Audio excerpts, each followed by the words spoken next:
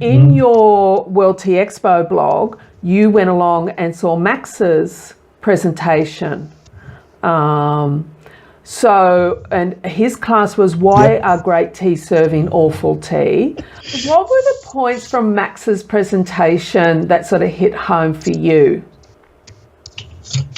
Well, he didn't so much hit upon tea and food pairings, because in fact, what I liked about him is that he didn't seem to think that it had to be this whole big grand presentation. His strategy for restaurants that want to put good tea in them is to find a good tea that you can basically prepare in bulk and that is easy to brew and won't overbrew. And his suggestions were teas like hojicha, shopur, good shopur, things that you could basically put in a crock and have them like continuously boil and they won't go bitter or whatever. Something that doesn't require a whole lot of process of presentation, because, I mean, restaurants have to be fairly assembly line, and some good teas, particularly like oolongs and shangpurs, require a lot of setup on top of the actual brewing. And a lot of restaurants that aren't themed toward that kind of thing don't have the means strategically, logistically, or whatever to incorporate that. And so his big thing is that restaurants should find teas that can be easily prepared that are still considered high quality sourced material. Good hojicha, kukicha, basically a lot of what is considered like the lower end Japanese teas would meet. I also know that demand. with the amber, the baked oolongs out of Taiwan, especially the one I know with the cultivar TTES 13, once it's baked, you can't overbrew it because the polyphenols have changed in a way that you can't overbrew it. And you can actually, I was on the tea farm, and the tea farmer didn't empty the leaves out. He took it out of the lightly oxidized boiled oolong, but not that one. And he said, no, it's changed now. I can't oversteep it. Which cultivar was that? Number which 13. Cultivar was that? I mean, you said TTES. Titsui?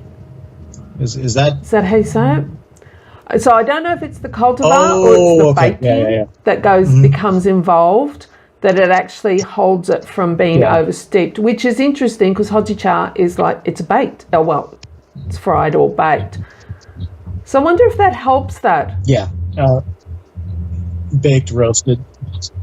Yeah, I don't know. Baked and roasted are kind of used interchangeably, but another good example, the Phoenix Mountain danchongs, they tend to hold up to long brewing as well, particularly Yasher Zhang, which I could brew for like 10 or 20 minutes, and it just gets better and a little bit sharper. And maybe a little bit astringent if you're sensitive to that kind of thing, but for the most part, the flavor profile just kind of deepens, doesn't actually hurt it all that much. It doesn't get over bitter. And I think that instead of the baking being what contributes to that, I think it's actually the wither and wither time that affects that. Because I don't know if you've noticed this, but a lot of like Indian, Sri Lankan, and some Nepalese teas that are subjected to a hard wither, anything over 4 minutes infusion time leads to a fairly bitter brew. Granted, I don't really react to bitter as much anymore because my palate is so Stockholmed to Indian, Nepalese, Indonesian, Sri Lankan teas that I just don't care anymore. But I believe that that any of the harshness that comes through with brewing it past 4 to 5 minutes stems from the fact that to get a quicker product out and to get the commodity going, they have to subject it to a harder wither and basically flash heat it and then send it on down the line. So, well, that's an interesting perspective that Max had, and it's one I can understand where he's coming from, because there's a lot of tea businesses saying to the cafes and the restaurants, you got to have this set up, you got to have temperature control kettles, you got to have that. But you know what? That's real estate space inside a restaurant and cafe, isn't it? You know, they are limited in their space, so you've got to make it as easy as possible for them. And I, speaking from a city that prides itself on food culture, and a lot of the restaurants, which basically look like just glorified closets, they don't have the space to devote to tea brewing, and so they're basically just relying on whatever is the easiest. And the easiest ones are the lower grade green teas from China, the whole leaf blacks that they probably get from the local vendor that's nearby, things like that.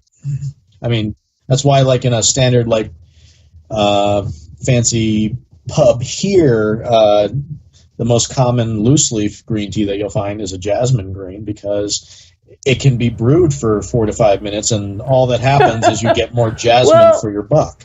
It's, you know, Australia is definitely a black tea country. I think that's part of our background.